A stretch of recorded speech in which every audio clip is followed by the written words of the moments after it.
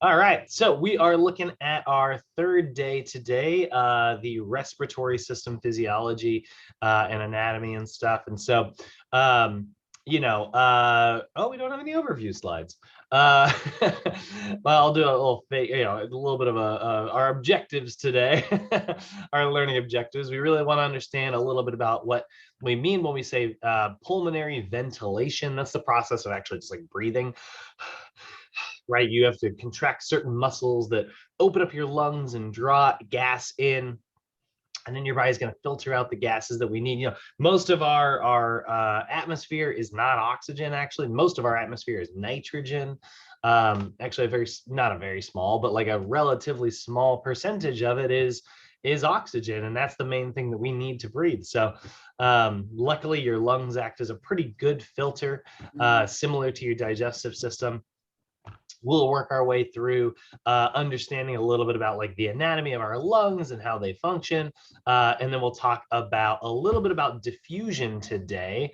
And we're going to be spending a ton of time understanding pressure, which is really handy because tomorrow we're going to get into the cardiovascular system, where we'll be talking about the heart and how it pumps blood around the body. And that also very much relies on pressure.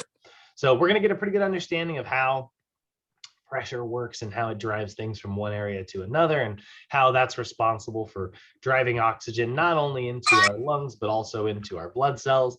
And then we'll kind of finish everything up by talking a little bit about how that's carried by our blood cells, which will sort of pivot us into tomorrow's lesson on the cardiovascular system, because your respiratory system and your cardiovascular system work so intimately together that we often just refer to both of them as the cardiorespiratory system, where it's kind of putting those two separate systems together. Also, if we are talking about, just to kind of introduce it, we are going to be watching a little bit of a crash course video today. It is on the cardiorespiratory system. So we're actually only going to watch about half of the video today. And then once they get to the cardiovascular part of it, I'll pause it and we can pick that up tomorrow. But I do want to start with that actually, because it's a really good way for you guys to see some animations and sort of visualize all this stuff, because that's the one thing that's kind of hard about studying anatomy and physiology, right? It's kind of easy to be like, all right, this is a squat and this is what a good squat looks like, and you can actually do it and be like, oh, I should keep my chest up more, like it's easy when you see it. But like when I say that there are little bronchioles that are covered in blood vessels, it's always like, what does that kind of look like? Like I can't hold the inside of my lungs, so it's kind of nice to start with the animation so you get an idea of sort of what this stuff sort of looks like. There we go. Hey Ted, Janice, what are you up to? Oh, just taking pictures of the house.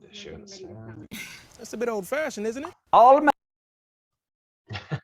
I forgot. This is the weirdest intro he does. All members of the kingdom Animalia need oxygen to make energy.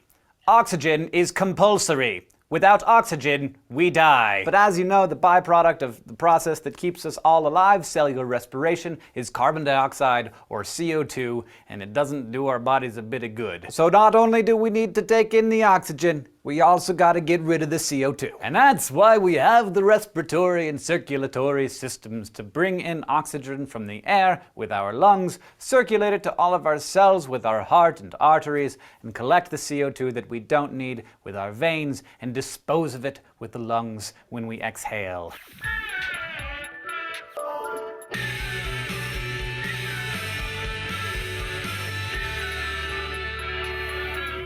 Now, when you think of the respiratory system, the first thing that you probably think of is the lungs. But some animals can take in oxygen without lungs by a process called simple diffusion, which allows gases to move into and pass through wet membranes. For instance, arthropods have little pores all over their bodies that just sort of let oxygen wander into their body where it's absorbed by special respiratory structures. Amphibians can take in oxygen through their skin, although they also have their lungs or gills to help them respire, because getting all your oxygen by way of diffusion takes freaking forever. So why do we have to have these stupid lung things instead of just using simple diffusion? Well, a couple of reasons. For starter, the bigger the animal, the more oxygen it needs, and a lot of mammals are pretty big. So we have to actively force air into our lungs in order to get enough oxygen to run our bodies. Also, mammals and birds are warm-blooded, which means that they have to regulate their body temperatures, and that takes many, many calories, and burning those calories requires lots of oxygen. Finally, in order for oxygen to pass through a membrane, the membrane has to be wet.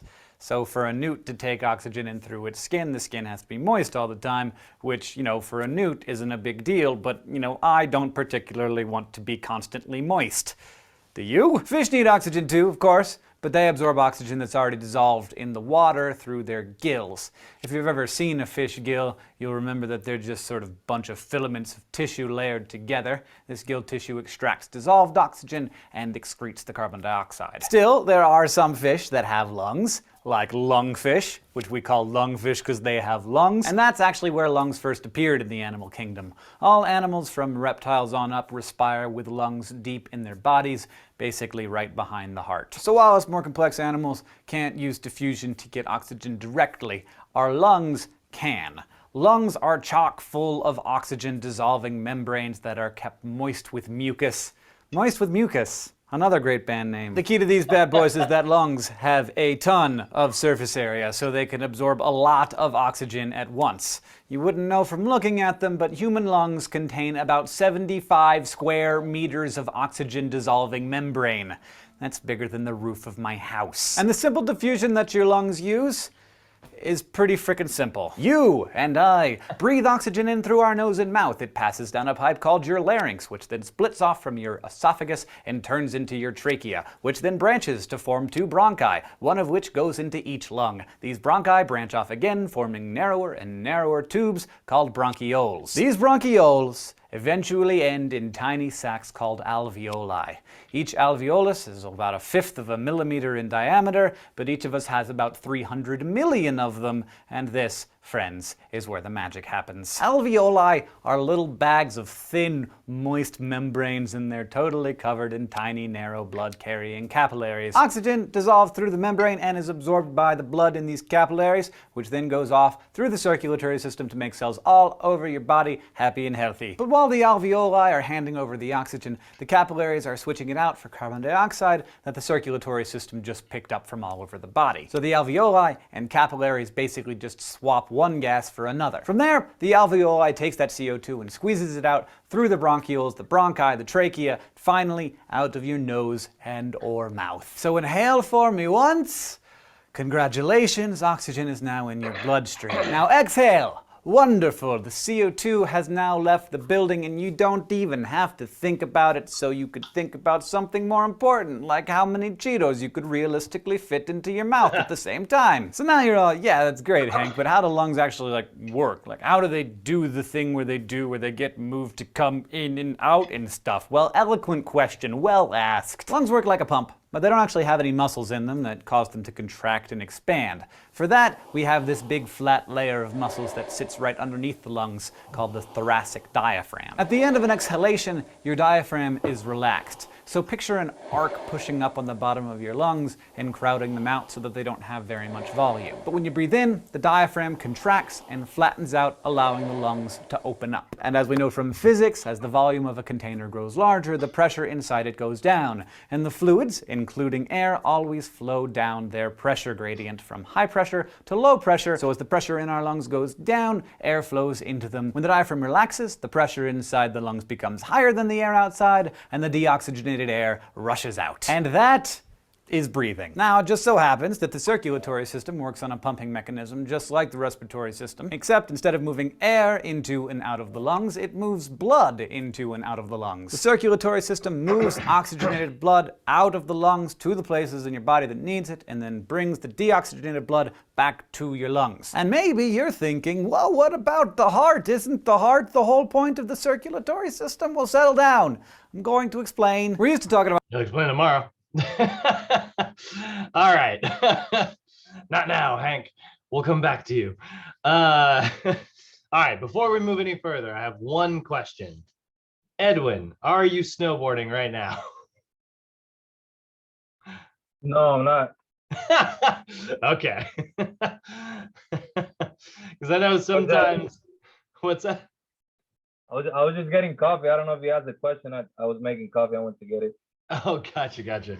Yeah, I was checking the weather this morning and I was like, I gotta ask my resident expert. I don't even know what Mammoth. Because it looks like, Bear Mountain got a little bit. It's been hot. It's been like 40. I went yesterday. It was like 50. That's why I did the afternoon class. It was like 50. Woo. That's too warm. I will say it's kind of nice sometimes though. I love snowboarding in a long sleeve just t-shirt, Yeah, it was nice. But it's also very icy. All right. So you got to see a little bit of the animations that'll help you understand a little bit more about how we are going to be moving air into and out of our lungs. One of the things that I am going to say right now that is very helpful, one of my favorite things about teaching anatomy classes is that I get to also kind of just say broad things about the universe we all live in, which I think is kind of fun. Here's something to remember, guys. In general, if you want to understand a little bit more about how the universe we live in works just a little bit, and you want to understand it just a little bit better, one thing to keep in mind that explains a whole lot of stuff just kind of naturally, remember this: nature hates gradients. Nature does not like it when there is a lot of stuff over there and very little stuff over there. What nature wants to do, it naturally wants to even everything out. It's like, oh, there's a lot of stuff over here. Take some of that, put it over there, but not too much. I want it level, So if you add something like this, that's sort of it's the kind of your classic triangle, right? This is sort of the perfect example of a gradient. Okay, so if you had stuff here, like a lot of stuff over here and very little stuff over here, what's going to happen is nature is going to naturally push stuff from here. Oof, good Lord, that was not supposed to be a straight line. From here over here, right? Is literally going to naturally, even if you put like a wall in the way, right? Like if you had a wall separating this, and instead of drawing random squiggles, we'll put like a little wall here, right? And let's say you've got a whole bunch of stuff over here. We're going to put a high concentration of stuff over here, right? And we'll put a low concentration of stuff over here.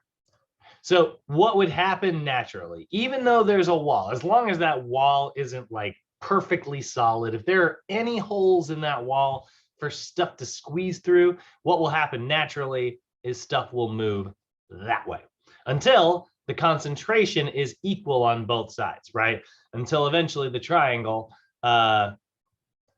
isn't really a gradient anymore. Now instead, it kind of looks like, this, where it's like an even amount, like 1, 2, 3, 4, 5, 6, 7, 8, 9, 10. 1, 2, 3, 4, 5, 6, 7, 8, 9, 10. I'm not trying to make any broad political statements here, but nature is very much a socialist. It wants everybody to be equal and even and have the same amount of money. Like, it wants everything to be nice and level, right? So it wouldn't really be a triangle anymore. It would kind of be, just a simple rectangle. At least in terms of concentrations. So that is one of the reasons why our lungs are able to take in so much oxygen into our bloodstream, right? Like when you listen to the video we just talked about, right? He talked about how, there are amphibians here in the world who take in oxygen through, in that process of moving through a wall, we call that diffusion, right? It's diffusing from one place to another. There are animals that take in oxygen through their skin.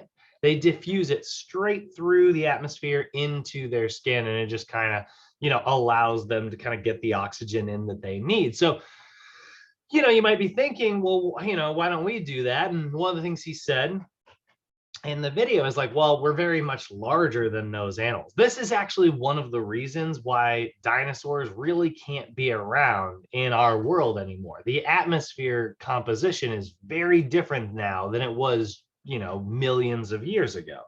And so, you know, that's part of why it's like, you know, lizards are so small now. And it's like, I watched, you know, Jurassic Park just a couple of weeks ago. And it's like, those are really big lizards. How the heck do we not have any of those anymore?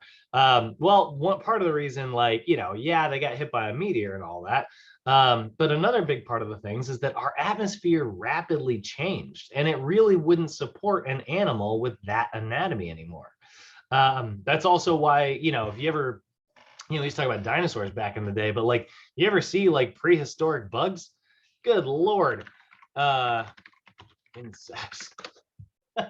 Prehistoric bugs were huge. Like, imagine dealing with like a grasshopper, you know, bigger than you. Like, you know, look at that freaking, I don't know what it looks like a thing. You know, imagine that. Oh my God, it's a bee. Oh God. I'm so, what's that? Bugs are as small as they are due to less oxygen in the earth, no? Exactly. So there's not as much oxygen in our atmosphere. So it was, you know, and most insects diffuse air straight through their membrane. So they wouldn't really be able to survive. Now, that being said, the biggest insect in the world that's still around is this little frickin' grasshopper here that's found in New Zealand. That is holding a full-sized carrot.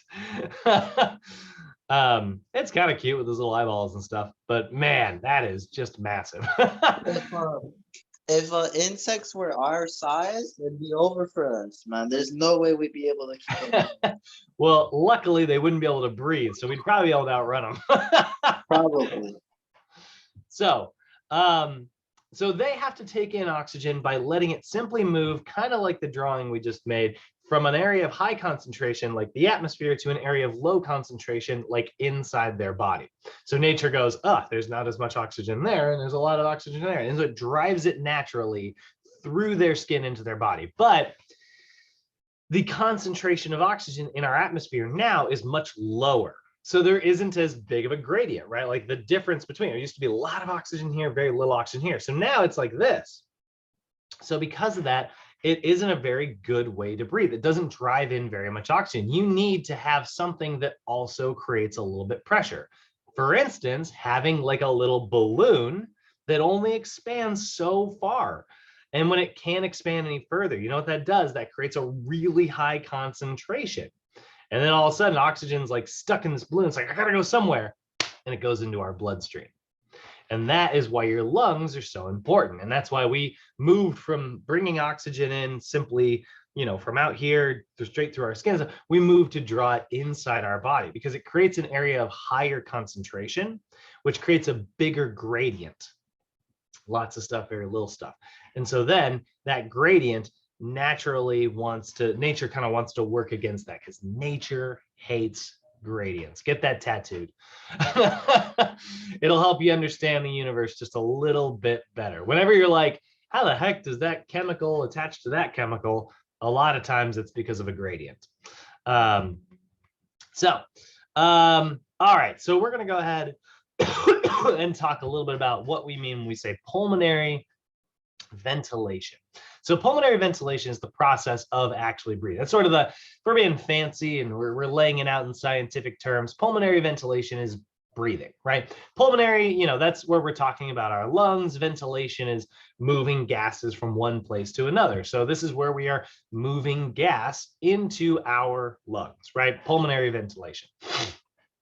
So the primary, you know, job here, the primary function, is to create a really intense concentration of oxygen molecules so that it will naturally want to move into our bloodstream. Well, how is it going to do that? Well, it's going to work really intimately with our cardiovascular or circulatory system, right? Now, your cardiovascular system doesn't actually extract any oxygen from the atmosphere. That's not really its job. But what it does do is it carries it around our body. You know, that's your blood's whole deal, is that it moves oxygen around the body. And we have these really cool little cells called red blood cells. They're known as erythrocytes in their, you know, big old fancy name. And, you know, I know that I talk about donuts a lot in the last couple of days, but they kind of look like a filled in donut, you know, like they're a little thicker along the outside edge, a little thinner on the middle, and that serves a double purpose. Actually, there we go. You can see there's sort of a side view there. Serves a sort of a double purpose here, because number one, by having that shape, you can kind of hold stuff in the little, you know, little area, right? Like something can kind of sit in there and hold. And then also, what's kind of cool is, you know, if you had something like that, imagine if you had something like this made out of rubber and you tried to squeeze it from end to end, it would fold really easily. Right? Like you'd have no hard time.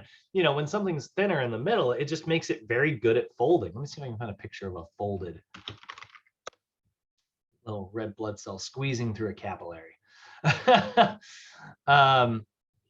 can never find the pictures I want. But just picture one of those kind of folded in half. I have no idea how I would draw that. But wait, folding through capillary. Let's see if we can find that. Oh, there we go. Yeah, you can kind of see it there, right? So they can actually kind of fold really easily, and that allows them to squeeze through your capillaries, right? Your capillaries are little blood vessels, you know. If you've ever gotten a bruise and, you know, you see like a big, you know, purple mark on your leg or your arm or whatever, right? That bruise is because you basically popped some of the capillaries. These capillaries are so small that it's pretty easy to break them, you know. And so when you break them, they start leaking blood into the area, and you start to see that blood pool under your skin, and that's what a bruise is, right? So, oh, we got Gabriel joining us. Hold on just one second. Let him in here. Wait for it. Hey, what's up, man? Welcome back. What's up? What's up? Good to have you. Okay, so so like I said, red blood cells are really good at squeezing through these little holes. So here's a fun fact. Your red blood cells are some of the smallest cells in your entire body. They are really tiny compared with like some of your other cells, you know? And here's what's also cool. Your capillaries, the little blood vessels, they are sometimes smaller than the red blood cell. Now that seems kind of weird because you're like, what? Wait, why would the tube that the thing travels through be smaller than the thing traveling through it? Well, picture a little red blood cell, right? Picture a little red blood cell.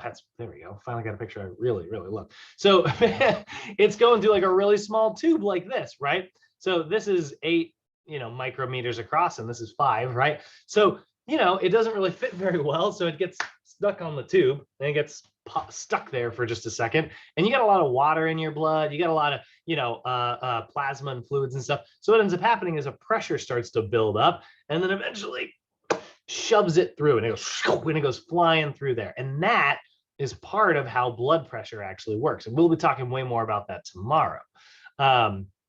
But what's really cool about that is that shoves it into our lungs, and that is one of the other reasons why oxygen is going to move from an area of high concentration in the chamber that is your lungs to an area of low concentration inside these little red blood cells. So that is thanks to, we call that capillary pressure.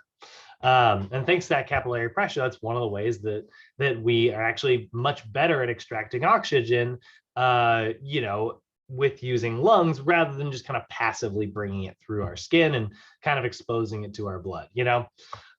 Like even if you were to, you know, cut your arm and stuff, and obviously you would see your blood and it's bright red because there's a lot of oxygen there. Yes, the reason it's bright red is, you know, there's a lot of air being exposed to that red blood cell, but not as much of it would actually drive into your blood cells as it would if it were actually inside your lungs. And that's kind of fun to think about without thinking about it too graphically.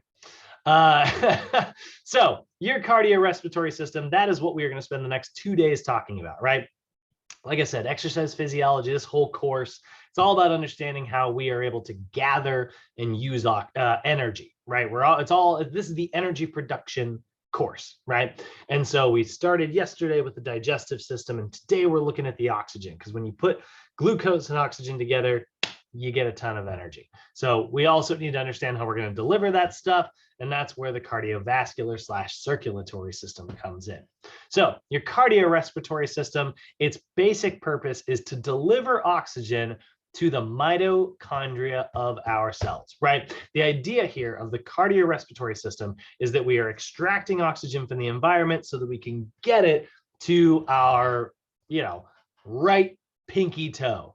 Like all the cells really far away, we got to be able to get oxygen into every one of our cells so that our cells can survive, right? Your brain needs so much oxygen in order to create all the energy necessary to have thoughts and actions and stuff. Your muscles, holy cow, they need a ton of oxygen. I get to play Ultimate for the first time today in a couple weeks, and I'm so excited, but I'm going to need a lot of oxygen in order to do it.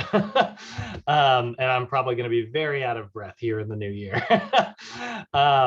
And that is a big part of why we need it, right? The reason I'm going to start picking up my breath, the more I start running and the more I start spinning, the faster I go, right? David, I'm sure you experienced the same thing this morning, right? You were fine. You weren't really breathing all that hard. And then all of a sudden you start breathing really hard. And then, you're going up a hill and you start really peaking and you're like, right? The reason you are breathing harder is because your cells are like, hey, we need it. You want energy in order to run that gluteus maximus muscle. You want energy to run those calves. I need oxygen and I need glucose, right? And that'll become clear as we kind of move through the rest of this course. But right now, we're finishing up our sort of ingredients for energy, right? We talked about gathering the glucose yesterday. Today, we're talking about gathering the oxygen. So the respiratory system gathers it, the cardiovascular system delivers it. So talking about what your lungs are. Your lungs are a really cool piece of anatomy. They're basically these empty, sort of sac-like structures. They're kind of like big empty paper sacks, right? If or like a bag or something like that, right? Like imagine if you had like a bag and you grab the edges of it and you draw it open like that, right? What would happen? Air would go rushing in. And the reason air would go rushing in is because nature hates gradients.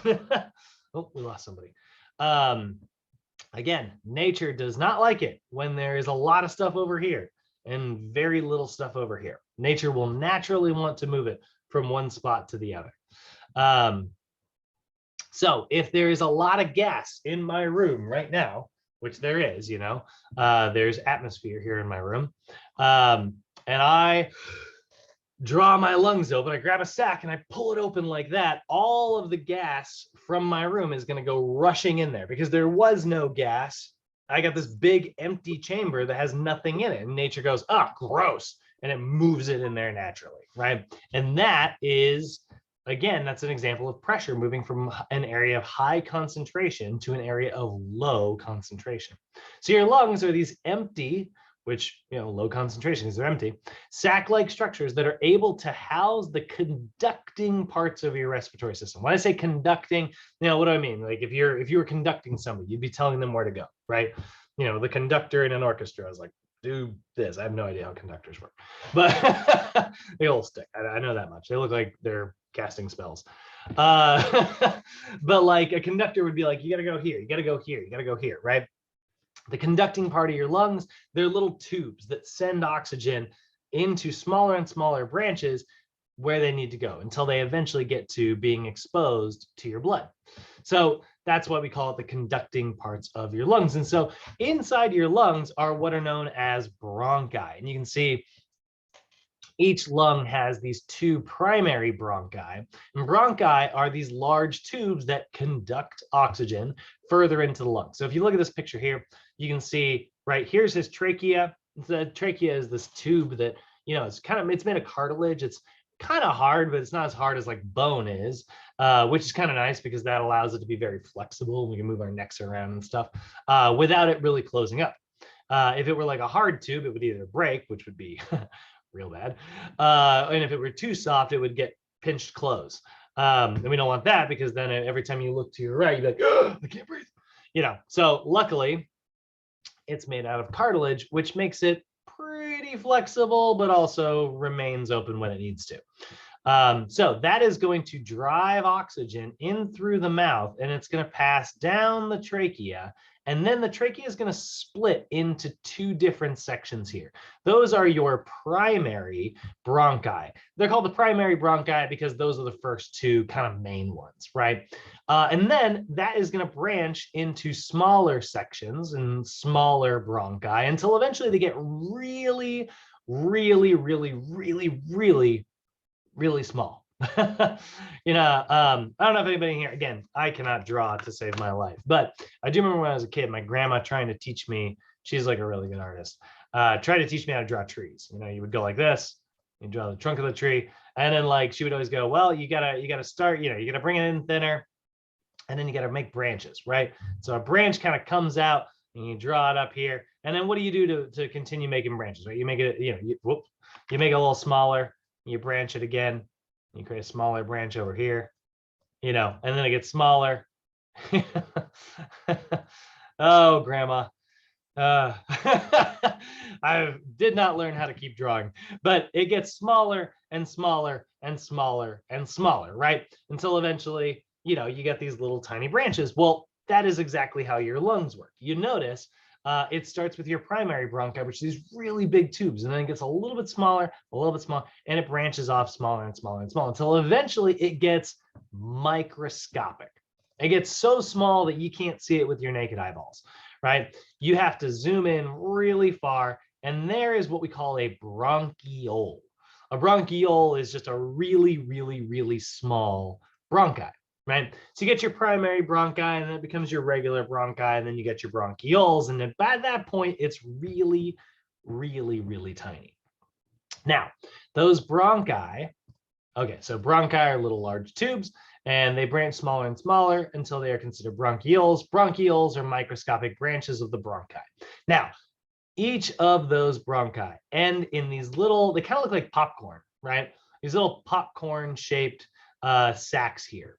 And those little popcorn shaped sacs are absolutely covered in blood vessels. Okay. Those little popcorn shaped sacs, those are called your alveoli, or alveoli, I think is how it's actually supposed to be pronounced. But they're little microscopic popcorn shaped sacs. And like I said, they're covered in blood vessels. Like, look at this little capillary bed here, right? Look at all these little tiny blood vessels that are covering it. Now, they're drawing it the way that we always draw blood vessels when we're drawing anatomy. So you can see here, we got the blue section over on this side, and we got the red section over here. You got the blue ones and the red ones. We only draw it that way to make it easier to understand. I'm going to say this right now, just so everybody knows, you do not ever have blue blood, ever. Your blood is either really dark red, and it kind of looks bluish under your skin, or you got bright red blood, and it looks bright red. You never have blue blood. that is sort of a myth, even if you are a police officer. Oh man, I thought Avatar was real. I know, right? It's kind of a bummer, right? For the record, later today, I will explain which creatures do have blue blood. It's one of my favorite weird fun facts for you guys. But we'll talk about why your blood is red just later today. But what that means, the reason we draw it in blue is because we consider that to be deoxygenated blood. So if you've ever, when you guys go take CPR, because everybody in here is going to have to get CPR, one of the things they're going to teach you is if you come upon a person who is not breathing, right? First thing, always check to see, if what caused them to stop breathing is around the area, like a power pole or, something like that down. Always check that first and make sure and then check to see if they are actually conscious. So you're going to slap them and be like, where are you? That's not what you're going to do. But you do want to check to make sure that like you're not doing CPR on someone who's taking a nap at the beach. And then one of the things you're going to check for is you're going to look to see if their lips are blue. Your lips are actually a really high blood flow area. That's one of the things that makes kissing so pleasant. They're really high blood flow area, so they get a little puffy. And when you do not have any oxygen running through your body, they will start to turn a bluish color. That's one of the ways you can tell if someone is suffocating. And it's because the red blood cells are turning a dark, dark, dark red color because they've given up all of their oxygen. And the only thing that's left in those blood cells is carbon dioxide, the waste product of cellular energy production. So now all that's left is waste product. So the blood is dark, dark, dark, dark, dark, dark red, you know? So then you need to do CPR on that person, right? So that's why we draw it in this color here. You can see what the dark blue section is. That's deoxygenated blood is what we call it. It means that it has some CO2 in it. It's still blood cells, but it doesn't have very much oxygen. That's why it's not a bright red color. So that means that this section, the blue section, just showed up at the lungs. It just went to the heart, and then the heart shoved it over to the lungs, and now it just got here, and it's here so that it can get rid of all of its CO2. It's like, hey, I got all this waste. I need you to take this. And so it drops off all of its CO2 at the lungs. And then that blood cell can kind of keep working its way over here, and it can get to the oxygenation station where oxygen molecules are going to rush into that red blood cell, and whew, it's going to turn into a bright red color. And now that red blood cell has a ton of oxygen in it. So then it gets sucked back to the heart so that it can get delivered to, you know, your right pinky toe. So that is how we pump stuff around, right? Blood cells will deliver oxygen, you know, oh no, David, you're here. You know, and David, when you went for a run earlier today, you know, oxygen got delivered to your quads and your glutes and your hamstrings and your calves and your feet. You know, oxygen got delivered, and then, you know, your heart sucked that blood back to the heart, and it didn't have any oxygen left in it, and then it pushed it over to the lungs, and it's got a bunch of CO2 that it drops off at the lungs, picks up new oxygen, so they could go straight back to your legs and allow you to keep jogging. Takes about a minute for a red blood cell to make its way through your entire body on average. So that's what's happening at the lungs. And that is why this big tube branches smaller and smaller and smaller and smaller and smaller. It is filled with all these alveoli, these little popcorn shaped sacs. And then those popcorn shaped sacs are covered in blood vessels. And what will happen is oxygen, if we sort of look at it, right? Let's say that, you know, this is sort of the wall here. And this is sort of the inside,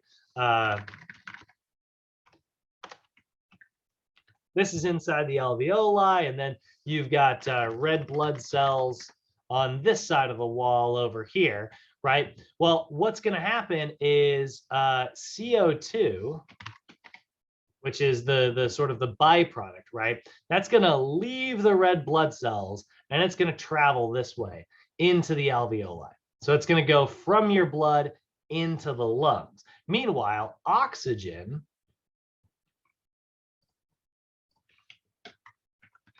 is going to leave the lungs and enter into the red blood cells. And that's the exchange that's happening. That is what we call an external gas exchange. We're going to be talking about that all day today. And so that's happening technically outside your body, right? Like the alveoli are the exposed sort of outside environment that happens to be running inside your body currently, but it's not in your blood, right? It's not like inside between like the walls of your body. It's just kind of in this empty chamber that your body happens to house, right? Again, you guys are all human donuts. And so like, you know, oxygen is being exposed from the outside. This is the atmosphere here, right? And so then it passes through the wall into our red blood cells. Now it's in our body. Meanwhile, CO2 is coming from inside our body and getting exposed back to the atmosphere so you can get rid of it. So that's what's happening here. We need to be able to conduct that in. So let's go ahead and talk a little bit more about how we drive that massive amount of gas into our lungs, right? So we're going to talk a little bit about what we use the term ventilation, right? Ventilation is like, you know, every time I try to cook something and all of a sudden there's smoke filling my kitchen and I open the friggin' window so I can get some fresh air in there. That's ventilation. You know, ventilation is the process of, you know, moving gas, in this case, atmosphere, from one place to another. Now, like I said, the atmosphere that we live in is not really fully oxygen. Composition of air. When we say air, we're not talking about air and oxygen are not quite the same thing. Air is a gas that makes up our atmosphere.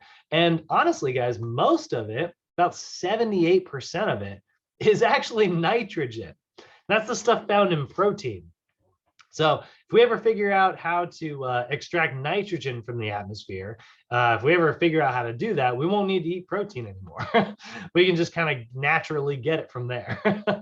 Well, we'd also have to figure out how to make our own amino acids. But anyway, most of the atmosphere is nitrogen. Only about 21% of it is oxygen, which is obviously still like a pretty good chunk there. And then a little bit of it is argon, which is kind of fun.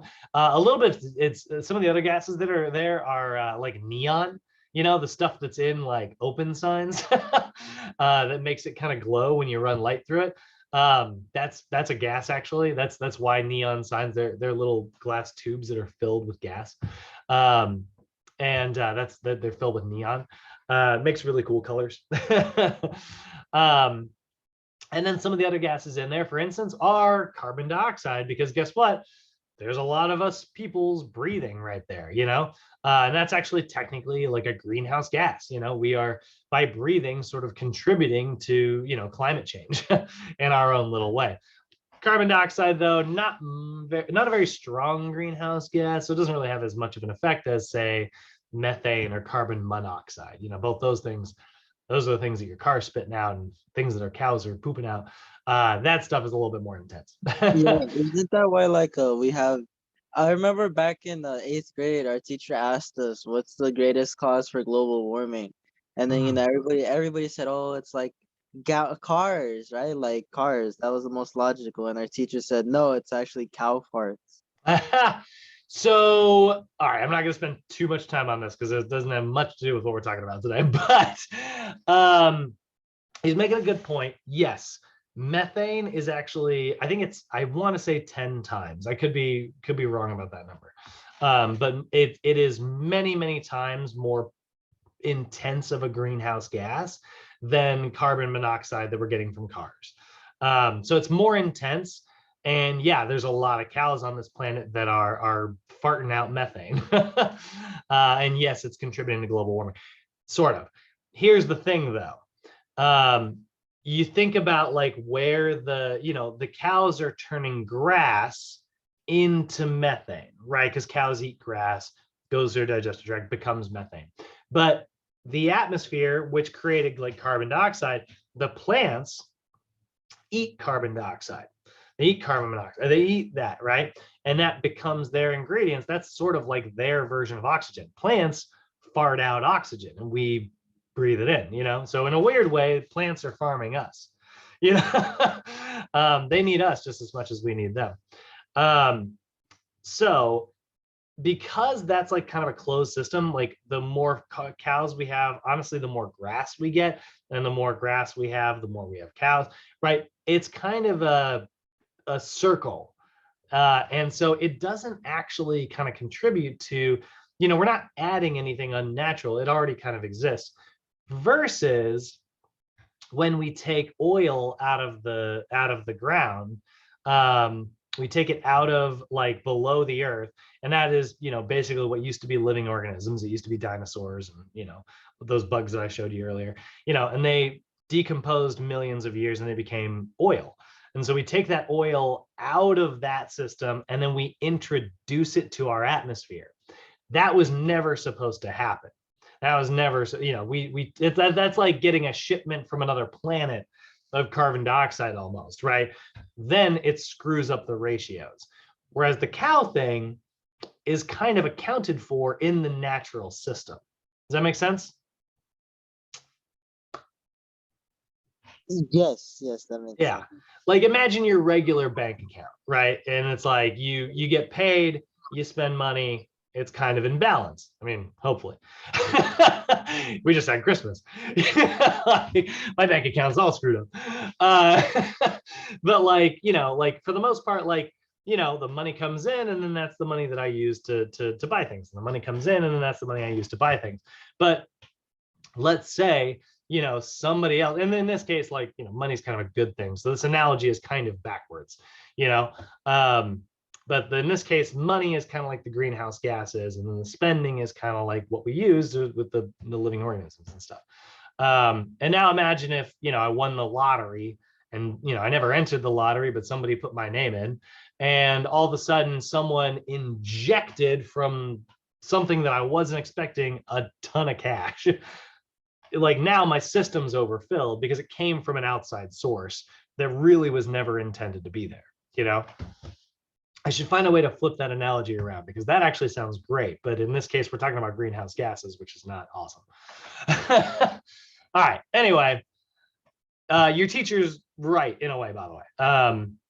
Absolutely. So let's go ahead and get back to talking about some biology here.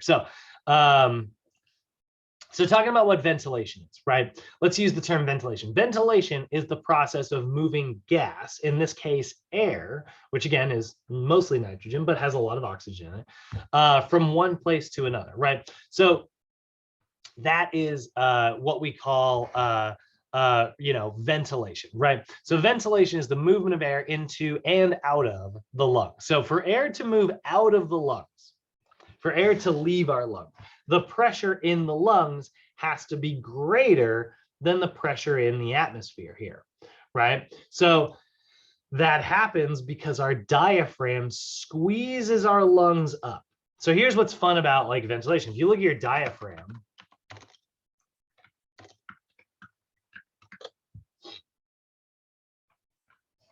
it's this kind of weird sort of dome-shaped muscle that lives underneath our lungs here in our abdominal cavity, right? And this is a rested position. So this rested position for the diaphragm here is actually pushing on the lungs. It's sort of squeezing them closed. So what that does is now the lungs go from being this big to maybe being this big. And there's the same amount of air, and all of a sudden that air is getting squeezed, and nature is like, holy crap, there's a big concentration of air in here. So what does it do? It rushes out of the lungs. And this is the relaxed position for your diaphragm. That's what's kind of funny, guys. The breathing out is the passive part of breathing.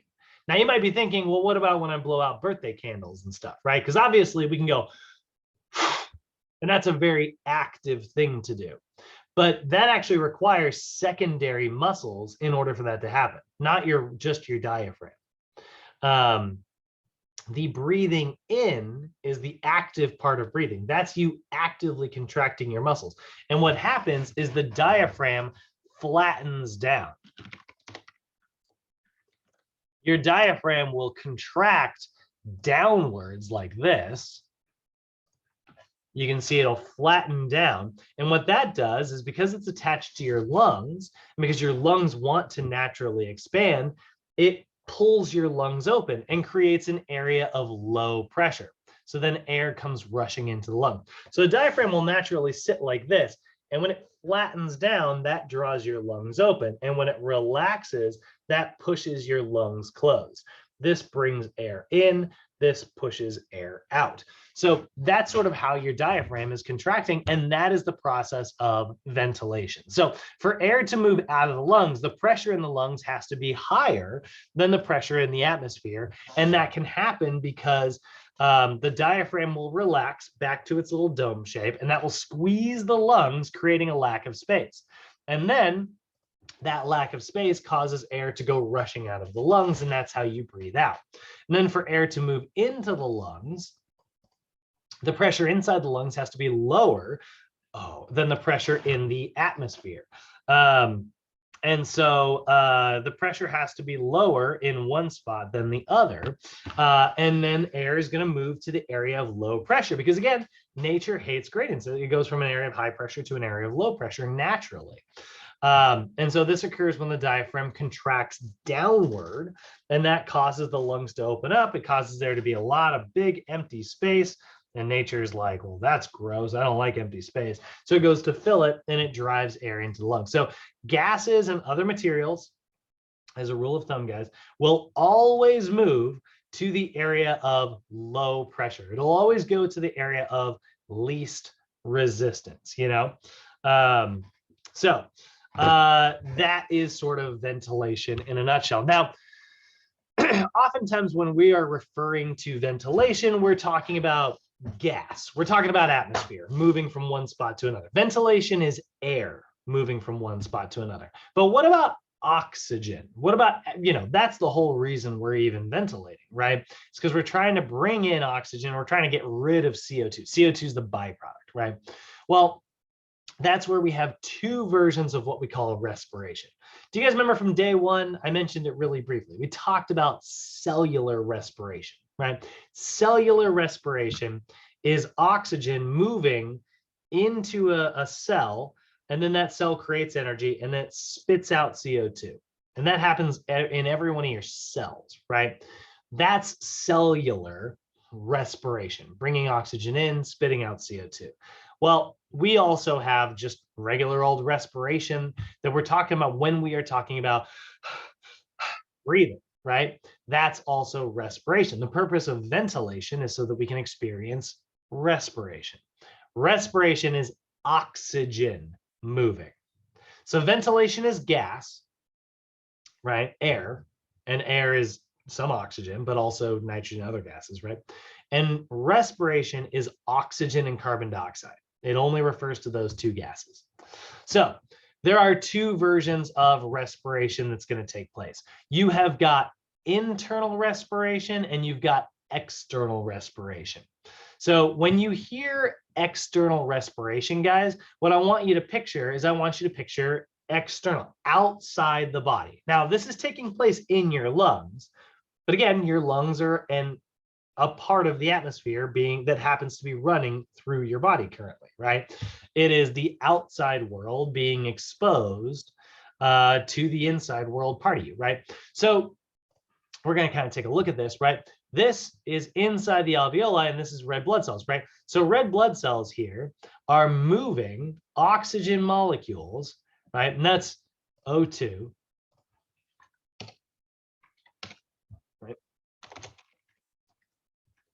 So that's O2, right? And this is carbon dioxide.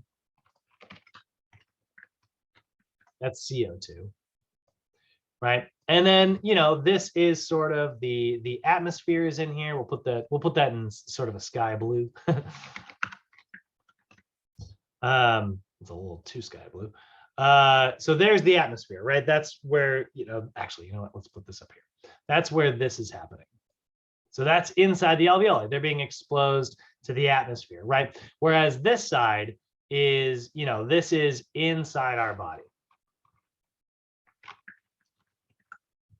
Right? So that's the wall, right? That's what the wall is sort of separating. It's separating the outside environment from the inside environment. And so we're able to move things here. So you would have just some empty space here, and then this would be absolutely filled with little red blood cells, right? There'd be all these little red blood cells in here. And so that's where we're moving it, right? And so those red blood cells are here to sort of drop off their CO2 that they happen to be carrying currently, right? And so they're getting rid of their CO2 and they are picking up their oxygen, right? And that happens at the lungs. And this is the exposure to the outside, right, from the inside.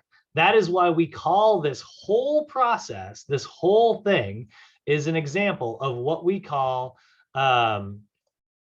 external respiration.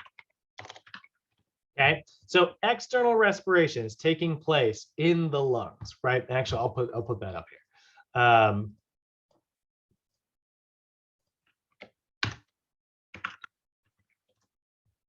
And so external respiration is taking place at the lungs. Technically, this is outside your body, right?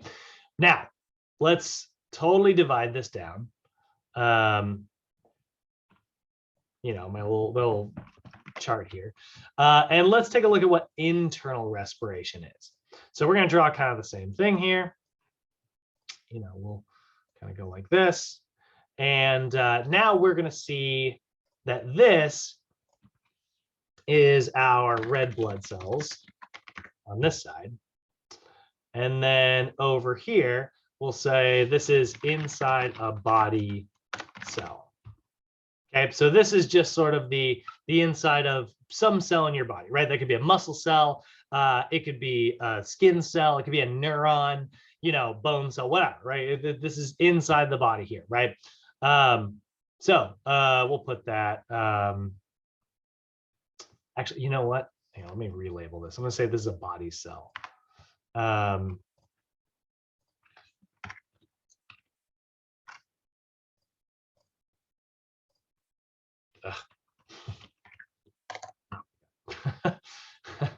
Wrong color.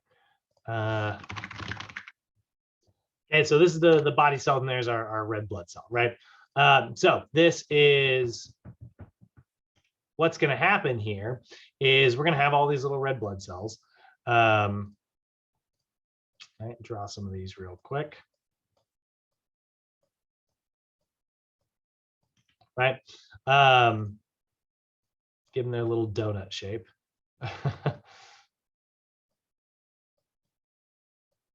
And what's going to happen is the exact opposite. This is internal respiration. Okay, and this is happening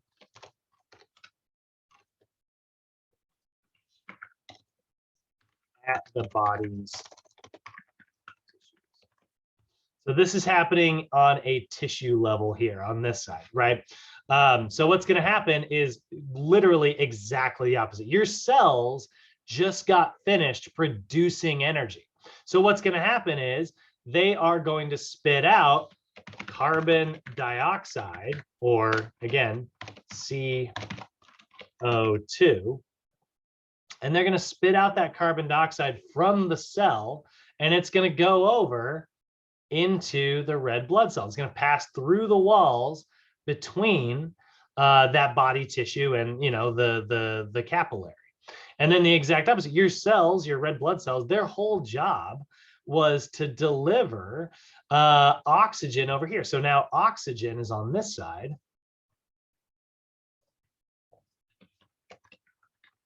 Or O2 is over here, and it is going to move this way, right? It's going to go across onto this side. So that's what we're seeing, right? External gas exchange is dropping off CO2 and picking up oxygen. Internal gas exchange is dropping off CO2 and dropping off oxygen and picking up CO2. Okay, that's what your red blood cells are doing there, right? And so again, we see sort of the exchange here, right? Oxygen's going to go this way, and CO2 is going to go this way. And then this red blood cell we look at right here, it's going to work its way over here, back to the lungs, thanks to your heart pumping it around. And the exact opposite, all that CO2 that this one just picked up, right? It's going to go over here, and it's going to spit it out of your lungs. Okay, that is respiration. And there is external respiration taking place at the lungs because it's external, and internal respiration taking place at your body's tissues, at your body's cells, right? So external gas exchange is the exchange of oxygen and carbon dioxide between the lungs and the atmosphere. Oxygen enters the bloodstream, CO2 exits the bloodstream. This takes place at the lungs. Internal gas exchange is the exchange of oxygen and carbon dioxide between the tissues in the body and the blood, tissues of the body and the blood. And oxygen exits the bloodstream and enters the cells, the tissues, and CO2 exits the cells and tissues into the red blood cell. This takes place at a tissue level. And that is how you are constantly, you know, getting oxygen from over there, you know, here in the atmosphere, and getting it delivered to, you know, your brain, as I shove it full of anatomy information. You know, that's how you get it to the neurons that are kind of processing everything we're talking about today. Any questions on that? Is everybody pretty clear on the direction that these gases are moving? Anybody have any questions? No, we good. Feeling good? Love that. All right. Cool. So now let's kind of go back to the whole ventilation thing, right? So ventilation is, again, breathing, right? Breathing is driving gas, air, all those different gases into our lungs, right? So you got inspiration. That's the process of breathing in, right? And that's the contraction of the diaphragm. So again, your diaphragm is this big dome-shaped muscle, right? It's a dome-shaped muscle that relaxes.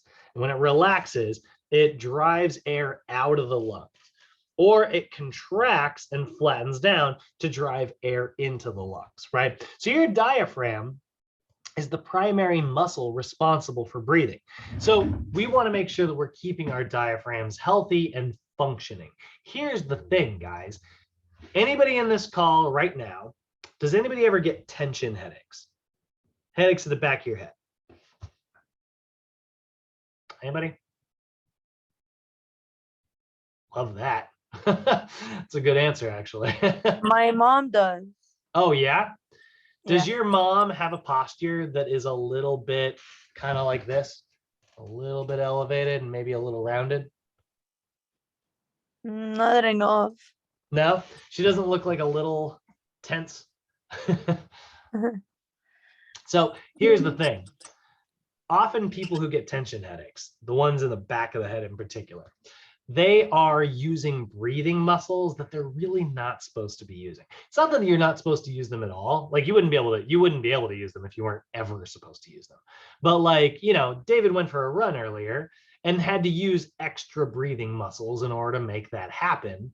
Because like, you know, it's an elevated situation where he's breathing a little bit harder than he necessarily, you know, would if you were just sitting around, right? That's what exercise does. But when we get stressed out, when, you know, we got a deadline or we forgot to text somebody back and somebody's mad at us, you know, like when we're stressed out and we're breathing like this, like, see how I'm like using my shoulders here? I'm using secondary respiratory muscles that are really great for helping me if I'm like really super out of breath. Yeah, great. Use your secondary helper muscles. But a lot of people will use those muscles when they're not supposed to. Their body thinks that they're fighting like a bear or something, you know? They think that they're running from some crazy animal because they're so stressed out. They wouldn't be stressed out unless they were fighting an animal, right? And that's like, well, you know, biology existed before taxes, you know? It's like April 15th and you're like, oh God, I gotta get these things filed. You know, unfortunately, your body doesn't know the difference between, you know, your girlfriend texting you, you know, hey, did you remember it's our anniversary today? And fighting a bear. You know, it doesn't really know the difference between those two things. They are both equally stressful. And so what ends up happening is you use these extra sort of fighting muscles, you know, to breathe in. And when you use those all days, here's the problem with that. Those muscles are also postural muscles. They also affect your skeletal system. So when you use those, you know what ends up happening? You end up with overactive muscles that kind of keep your shoulders elevated like this. And now when you try to raise your arms overhead, you can't quite get them all the way up there, because in order to get your shoulders, your arms to raise all the way up, they need to be in a relaxed position. Your shoulder joint can't move properly if you don't breathe properly. You get shoulder impingement, you get shoulder problems, you get a clicking in your shoulder. That's probably due to you breathing the wrong way, or at least relaxing and sitting in your posture the wrong way. This is one of the reasons why it's so important for us. You know, we're personal trainers, right? We're all about posture. We're all about moving through the correct ranges of motions without getting hurt, right? That's our whole job. So we need to understand this breathing process, obviously, to understand having enough energy to get through our workout. And that's really what we're talking about here in our exercise physiology class. But some of you guys have gone through my fitness assessment classes. Some of you guys have been through kinesiology with me. And those upper trapezius, levator scapula, sternocleidomastoid, pec minor muscles, all of those muscles will start being used for breathing, and it screws up our posture. And that's one of the reasons why we need to learn how to relax. We need to learn how to, let go of all of our tension and sort of relax here, and get to a place of healthy breathing again, and use our diaphragm, which is supposed to be the primary muscle for breathing. Learn how to breathe into our stomach. I know it makes our stomach pooch out, and that's not everybody's favorite feeling in the world, but that is how we are supposed to breathe. That is how we're meant to breathe. Send your breath as low as you can, because that is going to allow us to breathe properly. So when we're talking about these pressure changes, right? Inspiration is driving air into the lungs. Your diaphragm flattens down. Expiration is pushing air out of the lungs, and that is where your diaphragm relaxes. So during inspiration, the volume increases, which creates an area of low pressure, and that's why air rushes into the lungs. During expiration, the diaphragm flattens, creating a squeezing sensation on your lungs, which pushes it out. This is also what you'll see sometimes. You ever see like a stoke? I can't remember what they're actually called. Fire stoke. Stoker, is that literally what they're called? Yeah. You ever see these like in old timey movies? They got fire stokers. They're those little, that's a fire poker. Bellows, that's what they're called. They're called a bellows. They're these little things, right? And it's this little, like, that's kind of like your lungs, right? You grab the little wood parts, you open it up like this, right? And that draws air in through these three little holes right here. And then you push it closed like that. And that's actually going to drive air out of those holes. But the hole over here is much bigger. So what ends up happening is that pushes air out here. And you put that into your fire and you go like this, and it makes air enter, and then the fire gets bigger. And that way you don't have to put your face in there and go, which is what I would always do when I was a little kid, and, inevitably get smoke in my eyes and start crying. Because we had a wood stove when I was growing up.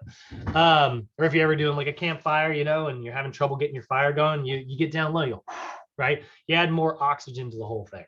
So that's sort of the process of breathing or ventilation, right? Inspiration driving air in, expiration driving air out. Now, all of us in this call, we're all going to have ever so slightly different lung volumes based on, our physical conditioning. If you exercise a lot, guess what? Your diaphragm is going to get really strong. Your intercostal muscles, the muscles between your ribs that also help with breathing, they're going to get really strong, right? So chances are you'll be able to drive in more gas than somebody who's never exercised before. Your age has to do with this. As we get older, our posture changes, our muscles get maybe a little bit weaker, right? And so you might not be able to draw in as much lung. Your gender, guys, you're going to be a little bit larger. You're probably going to have larger lungs. Your body size, all of those things are going to be factors that have to do with your lung capacities. You ever hear about somebody who has sleep apnea? So sleep apnea is where someone will be sleeping and all of a sudden they'll just stop breathing in the middle of the night. It's heavily associated with clients who are, extremely obese. It can also be a hormonal thing. So if you have sleep apnea and you're like, I'm not obese, yeah, that's probably true. But it can even happen to bodybuilders sometimes, really super strong individuals who have a lot of muscle mass.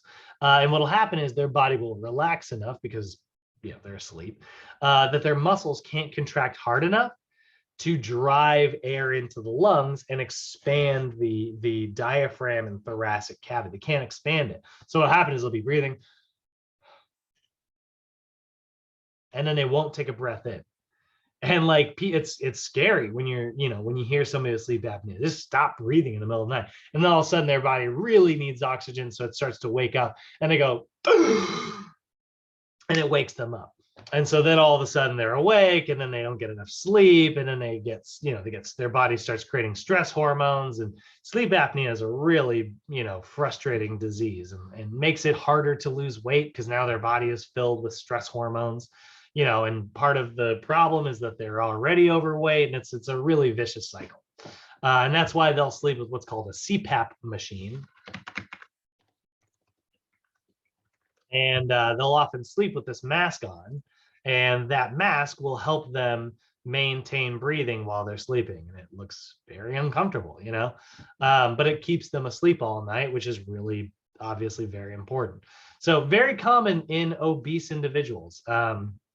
Often sleep apnea is a very, very, very common thing that you'll see. So again, body size is going to determine how much air you can drive in, you know. If you've got a heavy body, it's going to be harder for you to expand your ribs. So let's go ahead and talk a little bit about these lung volumes here. Now, for the record, this is probably something you guys won't be tested on, but they keep putting it in materials. I've never once seen a question. I mean, I've seen homework questions, but I've never heard of anybody seeing this on their actual NASM test. So pay attention. It's going to help you pass your Sochi homeworks. But you're probably, if I'm being perfectly transparent here, you're probably not going to see this on your test. But there are different lung volumes. Okay. So when we look at our lung volumes, it kind of works like this, right? Oh, thank you, internet. That's exactly what I wanted. Oh, that's really low res. Hold on. There we go. So this is sort of how your lung volumes work, right? So what you've got is what is known as your regular tidal volume. See this little volume right here?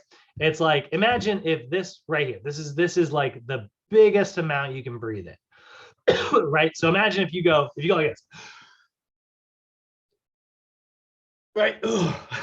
You try to breathe in as much air as possible. You know, if a doctor was asking you to do that and they measured how much air was rushing into your lungs right there, that would be what is known as your inspiratory, you're breathing in, right? Inspiration, reserve volume. Okay, it's all the volume beyond a normal breath to your absolute maximum. Now imagine if you go like this.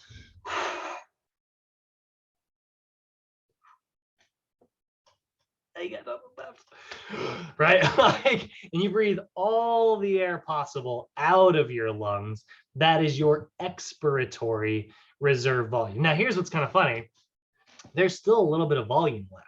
Even if I try to breathe out as hard as I can, there's a little bit left. It's kind of like crumpling up a sack. There's got to be at least a little space left in there, unless you're really just plunging it down, right? And that would be what's known as your residual volume. If you ever tap into that, you have collapsed one of your lungs, and that's not awesome.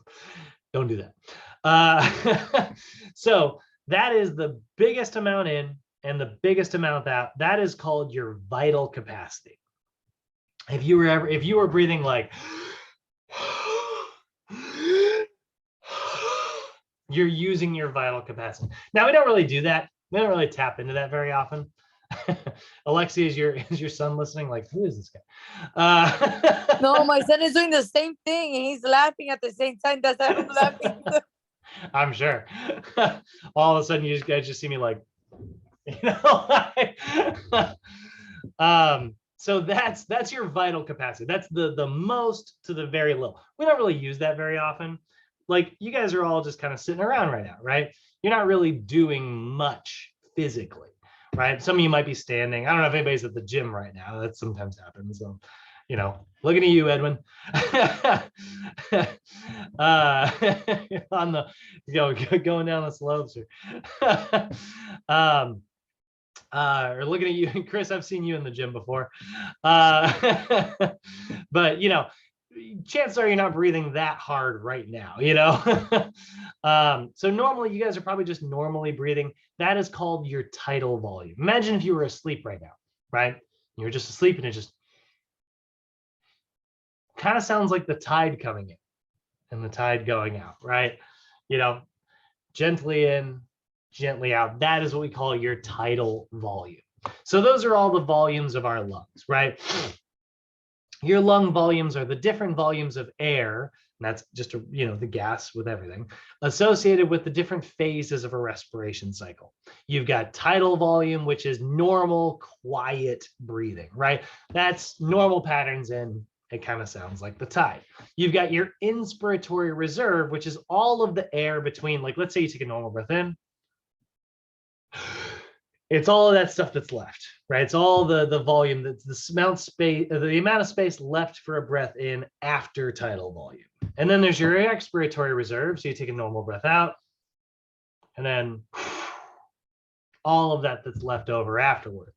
That's the maximal amount that can be expelled after a normal breath out. And then there's your vital capacity, which is biggest in and biggest out. That's your vital capacity. There is also, like I said, the residual volume, and that's the amount of air that's left beyond like a maximum exhalation. There's just a little bit of empty space there. If you ever tap into that, your lung collapsed. Don't do that. So you'll hear people, tap into that. David, you'll hear that sometimes happen with MMA fighters or boxers. If they ever get hit just right, sometimes it can actually cause a lung to collapse. And that's not awesome. They gotta go in there and fill it back up. But that's like the same thing for getting knocked out, right? Everybody claims to have an iron chin. You can have an iron chin, but if somebody gets you at the right angle, if they get it just right, anybody is going out, like kind of that thing. Absolutely. Yeah. So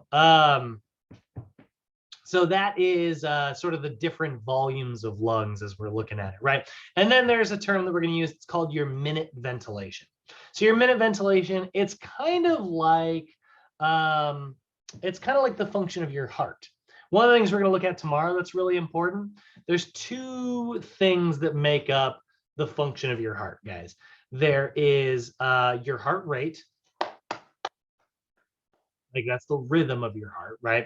And then it's what's called your stroke volume. That's how much blood gets pumped every time your heart beats. Right? So it's like it's how much blood every time your heart like squeezes, how much blood's leaving your heart. If your heart's really strong, it's like, imagine if all of us had a contest where we all each had a bottle of water.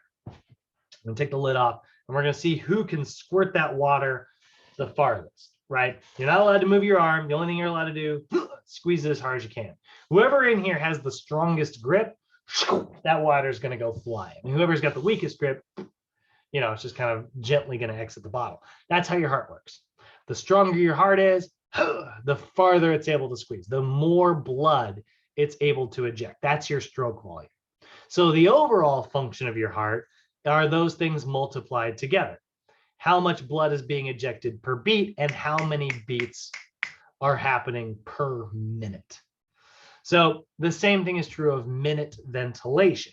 That is the overall function of your lungs, right? It's the volume of air expired per minute. That is the product of your volume of air that you can drive into your lungs and the frequency of breath. How often you can breathe, that's kind of like your heart rate.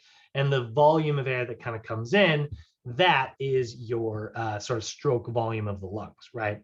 So that's one of the ways that we can tell how good a shape someone is in cardiovascularly. We start to measure what is called their VO2 max, or maximum volume of O2, right? So your VO2 max, that's the most oxygen you can bring in. Now, obviously, that is going to be affected by how big your lungs are and how much air you can drive into your lungs. Yes, absolutely. But here's the thing. It is also determined by how much on a cellular level your cells can drive in oxygen and use that oxygen. So remember, on the first day, I mentioned really briefly, oxygen goes into a cell and it goes straight to the mitochondria. And the mitochondria are where you use oxygen plus all the byproducts of glucose and stuff to spit out a bunch of energy. Well, the more mitochondria you guys have, the more oxygen is going to diffuse into your blood cells. That's kind of the dirty secret. Like today I've been talking about, at your lungs, oxygen kind of, air molecules get exposed and they get picked up by your red blood cells and they get carried to wherever it is they're going, right? But here's the thing. It makes it sound as if all the oxygen comes in, goes into your blood, and all the air that comes out is pure CO2. That's not really true. In fact, you guys are all, for the most part, at rest right now. I'm sitting down, I'm a little animated because I'm talking and stuff. But for the most part, like, we're just sitting here. So you know what? Only about 70% of the oxygen that I bring in actually gets used. The remaining 30% just gets exhaled again. I don't use it, right? Now, if I were sprinting right now as hard as I can, and I'm like, and I'm just going hard as possible right now, I would be driving in 100% of the oxygen. All the oxygen molecules that go in, they all go into my blood. None of it doesn't get used because my cells are hungry for as much oxygen as possible. So now let's say we got two people and both of those people are running as hard as they can. They're the same age, they're the same body weight, right? They're the same height, they're the same everything, right? Identical to one another. And both of those people are sprinting as hard as they are able. They are both using 100% of as much oxygen as they bring in. But person A, they train for marathons, they train for sprinting. They're a cardio monster, and person B, they've never exercised a day in their life. Well, because of the years of training, person A, their muscles have more mitochondria in them. Their muscle cells are probably a little bigger. They probably have more muscle cells. So they have more things internally that eat oxygen. They have more stuff. And their body has made more enzymes in order to utilize and kick off these oxygen reactions that I've been talking about all day. Remember, enzymes kick off chemical reactions, right? They got more cardiovascular enzymes, right? And they are so used to contracting their diaphragm's really strong. So they're able to really expand their lungs. Person B, they've never trained before. Their muscles don't have very much mitochondria. They don't have very many muscle cells. They don't have a very strong diaphragm in comparison to person A. So person A is going to have a bigger volume of oxygen entering and exiting compared with person B. They have a higher VO2 max. And that's why the VO2 max, guys, is the best way to tell who's in really good shape. So you guys can go get a VO2 max test.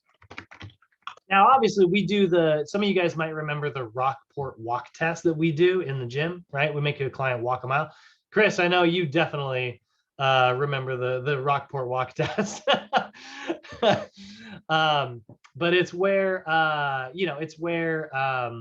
you are walking for a mile, and it can estimate with a little bit of fancy math based on how fast you walk the mile and what your heart rate is. It can estimate what your VO2 max is. So it's a good way to kind of test yourself and see if it's improving as you're training. But if you really want to get a really good VO2 max test, go and wear one of these breathing tubes, and a personal trainer or doctor or whatever, they'll make you run as fast as you can. And they'll get you fully as out of breath as you can possibly get. And you wear this mask, and that mask is going to tell how much carbon dioxide is leaving and how much oxygen is entering. And it will tell you what your volume of oxygen that you are consuming at max is. And that's what your VO2 max is. That's the best way to tell how good a shape you're in cardiovascular wise. Doesn't have anything to do with lifting weights or anything, but it does tell you who is a monster cardio athlete. If you can consume about 40 milliliters of oxygen per kilogram of body weight, you're in great shape. That's where we want you. But pro athletes meaning like cyclists and marathon runners and stuff, they'll sometimes get their VO2 max up to like 80. I've even seen 100. I wonder, actually, hold on. What is the highest ever recorded VO2 max? 96, yeah, close to 100. God, that's crazy. I was a cross-country skier. That's wild. Anyway, 40 is amazing. 96 is, that guy probably, honestly, was probably like Lance Armstrong. Lance Armstrong, big cheater for the record, but his body, actually, his heart was about 20% larger, and all of his blood vessels were a little bit larger than the average person's, which is part of the reason why he was such an exceptional athlete. And that was before all the, cheating. So let's go ahead and look at gas exchange inside the body. So we've talked a lot today. So far, we spent most of our time talking about this external gas exchange. It's at the lungs, right? You drop off your CO2, you pick up your oxygen. Well, at the body tissue level, right, you're going to have, actually, this is both of them. So at your lungs, right, your gas exchange is going to happen between the alveoli and the pulmonary capillaries, right? So remember, your pulmonary capillaries are taking place at your lungs. So your lungs end in these little popcorn sacs, and they're covered in blood vessels. And so these blue sections, that's where CO2 is getting dropped off, and these red sections, that's where O2 or oxygen is entering, right? So that's what happens at the lungs, right? Pulmonary capillaries are microscopic blood vessels that form beds that cover your alveoli. Oxygen goes from the lungs into the blood cells. CO2 goes from the blood cells into the lungs. Now, at a tissue level, the exact opposite happens, right? Your blood cells are going to drop off the oxygen to keep your tissues alive, and they're going to pick up CO2 because your tissues just got done producing energy before that blood cell, got there, right? So it picks up any of the CO2 byproducts there. Now, all day today, we've been talking about these red blood cells carrying all this stuff. How the heck do they do that? Why does oxygen go this way and CO2 go that way? Well, that is thanks to a really cool specialized protein found within your red blood cells. So, Edwin, we were talking about blue blood earlier, right? So here we go. So here's how I know your blood is always red, because your red blood cells have this protein in it called hemoglobin. You guys probably heard of hemoglobin. Doctors will do a hemoglobin test every now and then if they have somebody who's breathing poorly. Joseph, I guarantee your doctors did a hemoglobin test.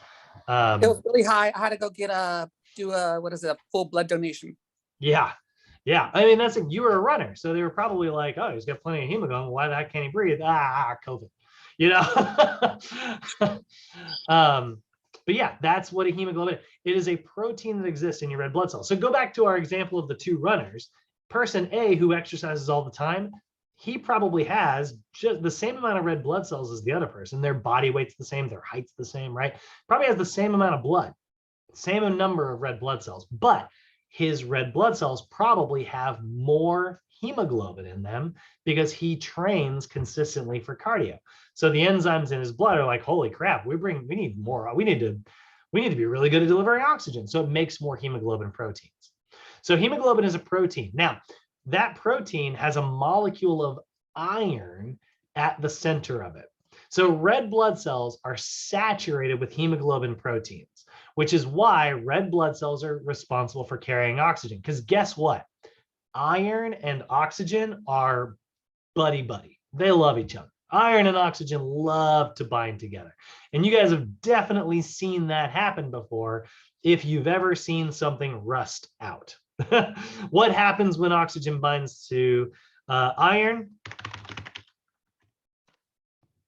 It turns a bright red color. Iron and oxygen turn bright red, and that is why your red blood cells are red. For the record, it's also why Mars is red. How crazy is that? There's a ton of iron in Mars's soil, tons of it. That's why it's the red planet. There is a ton of iron, and when iron and oxygen bind together, it turns a bright red color. That's why your red blood cells are red, and that's why I know you don't have blue blood, because in order for something to turn blue, you don't need iron to attach to it, you need copper. So the Statue of Liberty, well, that's not giving me what I want. There we go. The Statue of Liberty is, bluish green, right? No, it's made out of some bluish green metal. No, it's not. It's made out of copper. Here's the original color. It used to look like this, right? But it's been sitting there and it's exposed to oxygen. So it has oxygenated and all the copper has turned this kind of bluish color.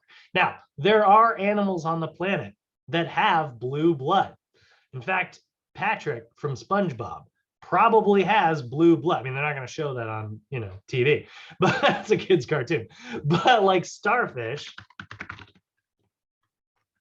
actually use copper to bind oxygen and deliver it around their body. They don't use iron the way we do. And I can't remember what it's called, but it's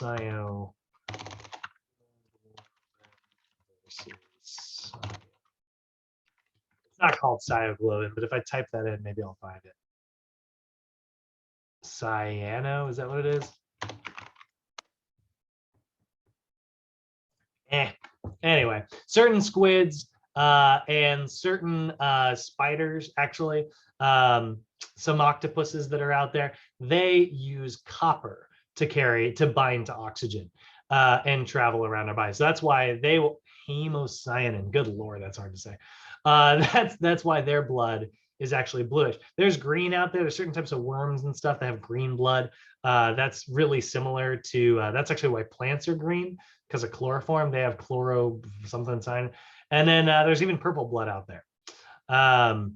So there's a lot of kind of different colors of blood out there, which is kind of weird. And it's because they use different metals. They use different molecules to bind to them. We use iron. And that's why we know our red blood is always red. So red blood cells are saturated with hemoglobin. Hemoglobin has iron in it, and that is how it attracts oxygen. Now, for the record, you can actually trick your body into making extra hemoglobin. Fun fact, if you go to like high elevation, if you go hike Mount Everest, right?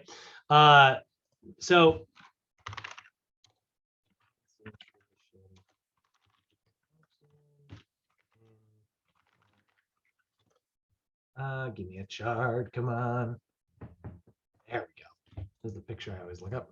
So let's say you climb up a mountain, right? You go up to Mount Everest. Now at Everest, what's kind of funny is like, you'll see people carry oxygen tanks with them. And that's because the composition, the air, they say the air is much thinner up there. Here's what's funny. The amount of air is actually the same. Air is kind of similar. The concentration's always about 21% oxygen and about 70% or 78% nitrogen. That's the same on Mount Everest as it is at sea level. But the number of molecules of each is less. So the ratio remains the same, but the concentration is much lower. Now, this is one of the reasons why. Has anybody in here ever worn one of those elevation masks? I've tried one. So here's what kind of sucks about that. I don't want to ruin this for you entirely, but scientifically, people will say, oh, it's like running at high elevation. Your body will make more hemoglobin in response, because that's what happens when you go up here. When you go up here, your body will go, holy crap, we are not bringing in very many oxygen molecules. We need more hemoglobin so that we can attract oxygen better. And that's what will happen. Your body will make more red blood cells. It'll make more hemoglobin in those red blood cells. And then your body becomes an oxygen attracting magnet, So people will wear these masks. Now, what these masks do is all they do is reduce the amount of oxygen coming in, but you're still at sea level. So the concentration of oxygen is the same. Unfortunately, biologically, your body does not make any more hemoglobin. It kind of just stays the same, which is kind of a bummer, Oh, we lost our new guy. We lost Simon. So unfortunately, it doesn't. Now, I'm not saying it won't help you with cardio. Like if you wear those things, it's really difficult to get oxygen in. And it's really good for mental toughness. It can really be really good to teach you how to breathe properly and use your actual diaphragm instead of your secondary respiratory muscles. There are benefits to these training masks, but when you hear trainers say it's going to make you have more hemoglobin, it's going to make your body better at diffusing oxygen, it doesn't do that, unfortunately, because the concentration of atmosphere is the same in both places. If you want to experience increased hemoglobin, hang out in Denver, Colorado for a couple days, the Mile High City, right? So go to a high elevation, hang out there, and then go run a race the next day at a low elevation. That will actually help you be a much better runner. So that is the hemoglobin saturation. Now, that's hemoglobin. Hemoglobin exists in your red blood cells. Now, there is another protein that's also responsible for carrying oxygen. That's called myoglobin. Myoglobin, super, super, super similar to hemoglobin. But heme comes from the word that actually means iron. And myo comes from the word that means muscle. And globin means oxygen. So iron is in your blood. That's heme. Right? So hemoglobin is blood oxygen. Myoglobin is muscle oxygen. So this is a protein that's really similar, that is binding to oxygen molecules. This is how oxygen gets delivered throughout all of your muscles, because your capillaries only cover so much of your muscle tissue, and you need to be able to get it from the blood capillary, maybe over there, and so that's where myoglobin is. So hemoglobin from a red blood cell will drop off oxygen to myoglobin, and then myoglobin will carry it to the muscle cell wherever it needs to go. When you buy a steak and it's got like, it's got that little bit of red juice coming out of it. A lot of people are like, oh God, that's a bloody steak, right? They see all this stuff and it's like, that's a bloody steak. Actually, no, it's not. When they butcher an animal, they drain it of all of its blood. There's no blood left in it. What you're seeing here is myoglobin, which is really similar to blood, but this is mostly like plasma, water, and a little bit of oxygen binding to that myoglobin protein, which is what's giving it that red color. There's actually no blood left in anything that you buy when you're at the supermarket. It just kind of looks the same as blood. So we think it's blood. But have you ever seen blood be that watery? Definitely not. It just happens to share the same color. That's why it's myoglobin. So there's another fun fact that you can use at dinner next time you go to a steakhouse. So myoglobin is a protein in muscle fibers that binds to oxygen so that it can deliver it to the mitochondria of our cells and allow that to produce a bunch of energy. So here's the thing. We've got two different muscle fiber types. We will be talking about that in a few days. You guys probably have heard about, some of you guys have talked about this before. But you probably heard about the difference between type 1 muscle fibers and type 2 muscle fibers. Type 2 muscle fibers are the big fibers. Type 1 are like the long, lean fibers, right? If I look up type 1 muscle versus type 2 muscle, if I look this up, it'll probably pull up a picture of like a marathon runner versus like a bodybuilder. I mean, it is, but they're all drawings. All right, whatever. We'll look at it right here. So type 2 is what we know as fast twitch, right? You can see this guy here, big muscular dude, right? That's a sprinter. And then over here, long, lean, still muscular, but like a different type of muscle. This is our slow twitch type 1. This is our fast twitch type 2. So type 2 fibers primarily rely on glycolysis, the beginning part of the energy system that produces energy really fast, but has a limited capacity. So they're really strong, but they don't have as much endurance. Person over here, not quite as strong. The muscles are much smaller, but they are very aerobic.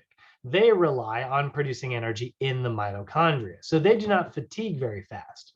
So a type 1 slow twitch athlete would probably have a higher amount of myoglobin. They would probably have more hemoglobin in their blood, which would make them better at utilizing oxygen.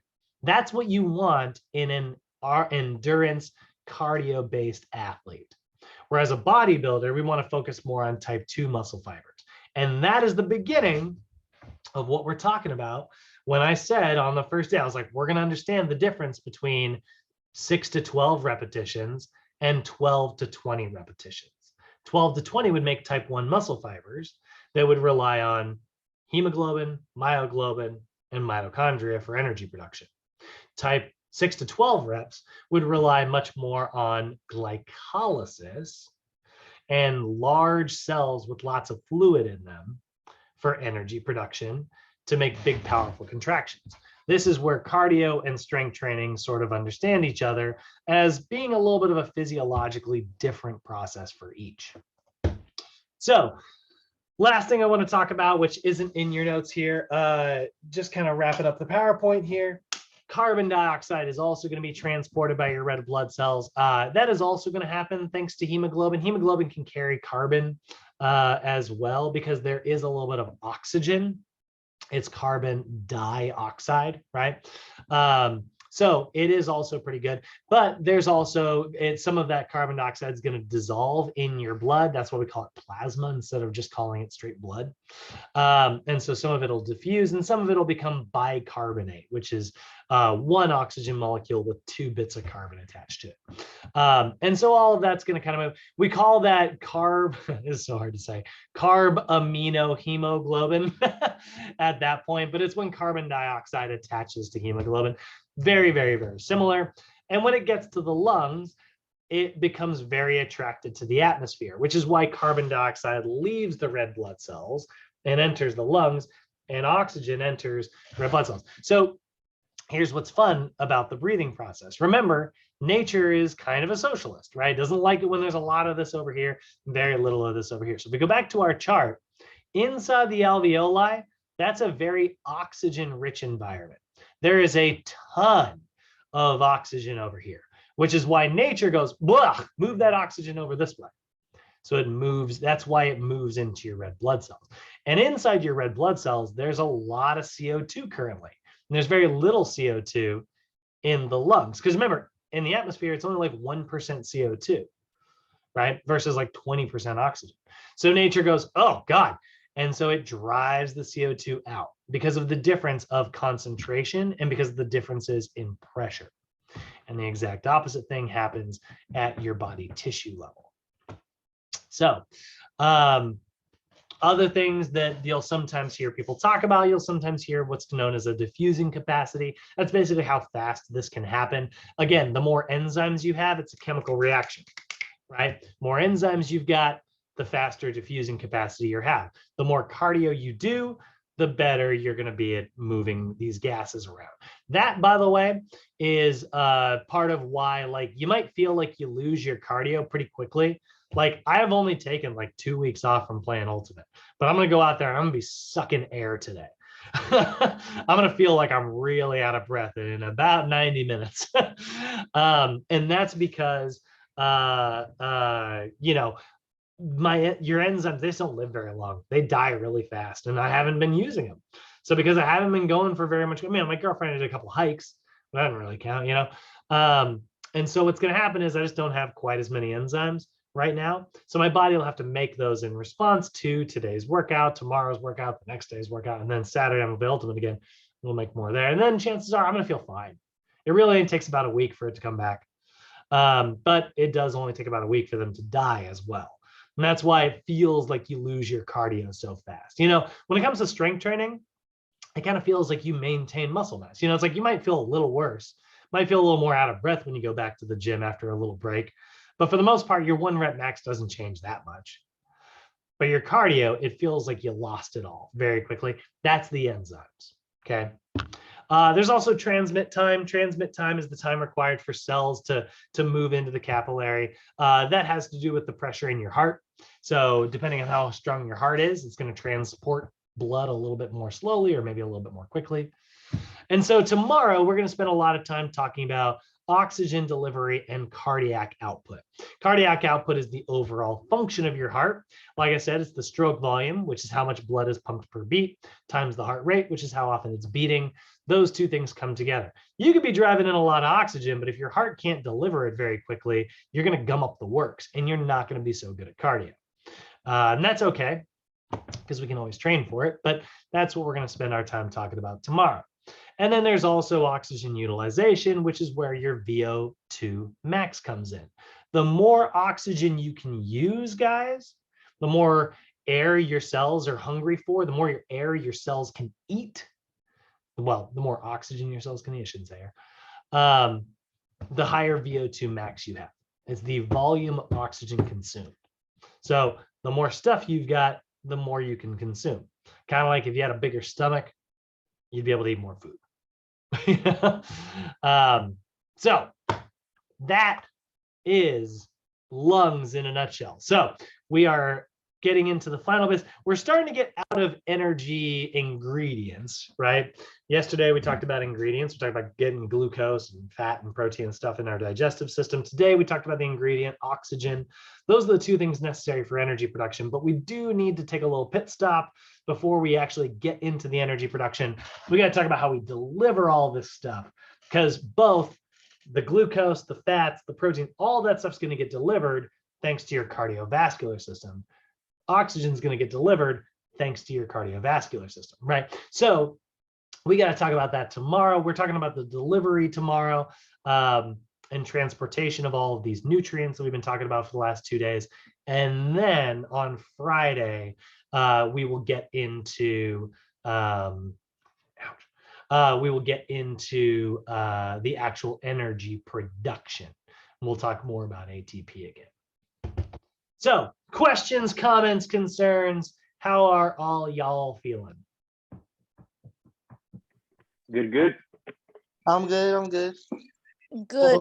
Question is, are we gonna meet up for what is it, for the 6th of January? Is that Monday?